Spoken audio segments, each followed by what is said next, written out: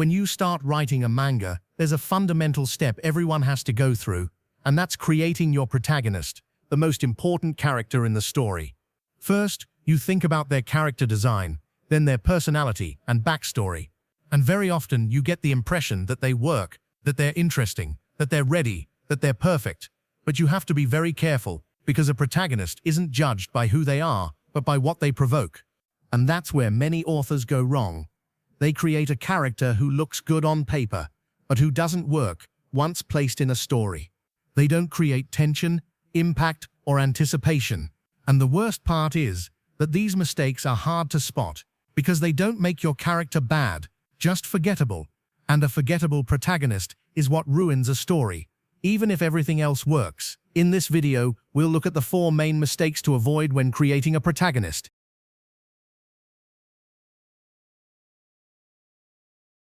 When creating a protagonist, a natural tendency emerges. We want them to be interesting, competent, impressive, and ideal.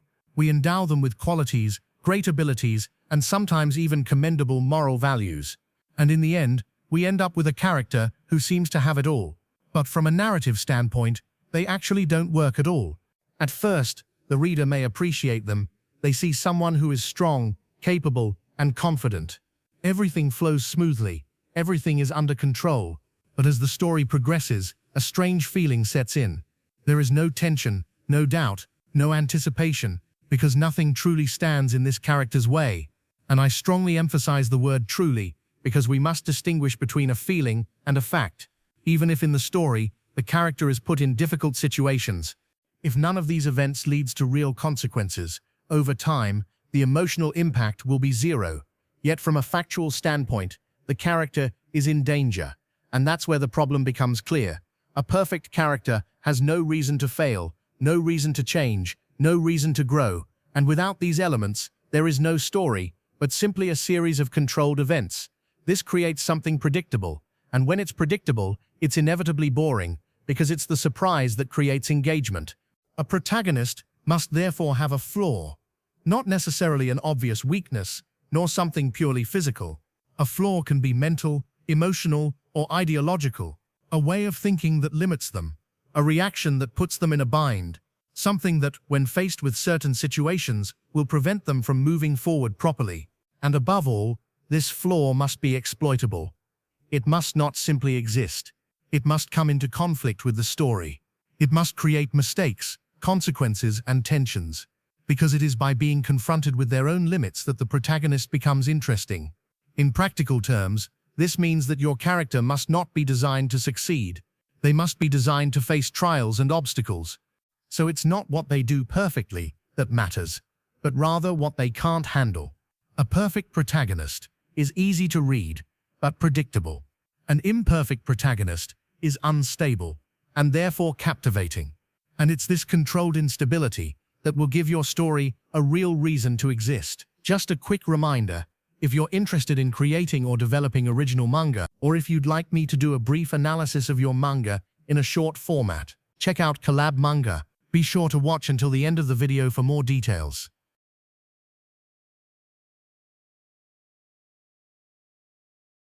There's another mistake, one that's much harder to spot, because it isn't immediately obvious. A protagonist can be well-written, interesting, with a clear personality, and yet still not work. The story moves forward, events unfold, but the character gives the impression of simply going along with what's happening, just going with the flow. At first, this isn't necessarily a problem, since the reader is discovering the world, the characters, and the stakes. They observe, they understand. But very quickly, a certain distance sets in. And this is because the character doesn't make any decisions. They react, they endure, they adapt. And even if important things are happening around them, they never seem to be the driving force behind these events. That's where the problem becomes clear. A protagonist isn't supposed to be a spectator in their own story. They're supposed to be the driving force behind it. If things happen without them, or in spite of them, then they become interchangeable. You could replace that character with another, and the story would work just the same. And from that point on, they lose all significance. What makes a protagonist engaging isn't what they endure, but what they set in motion. Their decisions must have an impact. Their choices must create consequences. Even if they make mistakes, even if they fail, they must be the source of the action, because it is through their actions that they create tension, and it is this tension that keeps the reader engaged. A passive protagonist gives the impression of neutrality. They follow the story, but do not shape it. Conversely, an active protagonist, even an imperfect one, provides clear direction. They move things forward. They alter situations. They influence the course of events. And this difference completely changes the reader's perception. In practical terms, this means your character must make visible decisions. He shouldn't simply react to events, but be the one driving them. Even in difficult situations, he must try, take risks, and make things happen. Because without action, there is no responsibility, and without responsibility, there is no commitment. Ultimately, a protagonist shouldn't be carried along by the story. He is the one who must drive it forward. It's not what they endure that matters, but their actions in the face of what happens to them. The protagonist must therefore act. I should note, however, that there may be moments when they merely react, especially at the beginning. You simply need to understand that sooner or later, they must act. And these actions should preferably be the ones that will bring about the most serious consequences for them.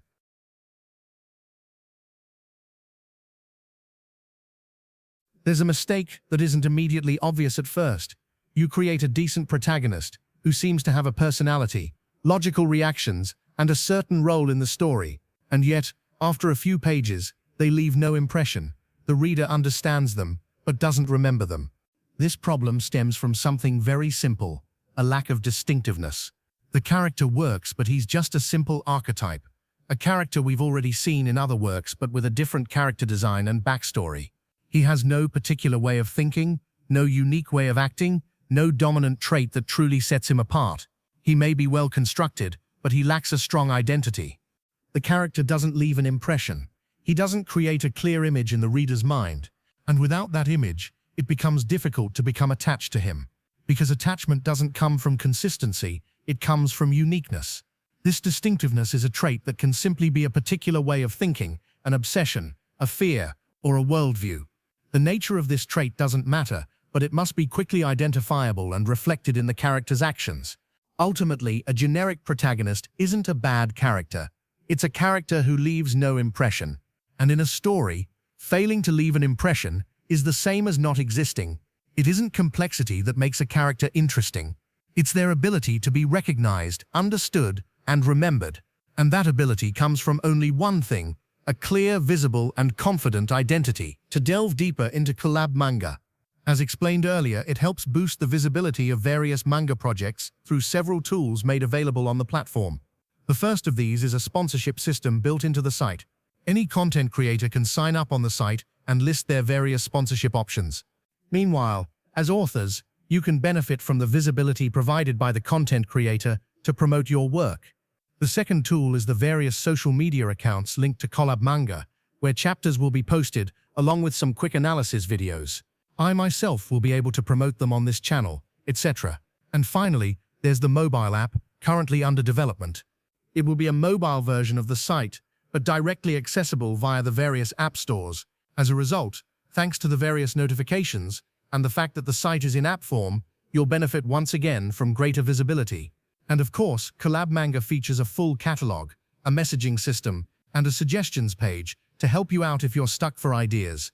Obviously, all of this is only possible if my site manages to attract a large number of users, whether they're authors, screenwriters, content creators, or just readers. But that's why I'm telling you about it here. So if you know anyone, or are yourself, who wants to create their own manga or has already created some, please feel free to direct them to CollabManga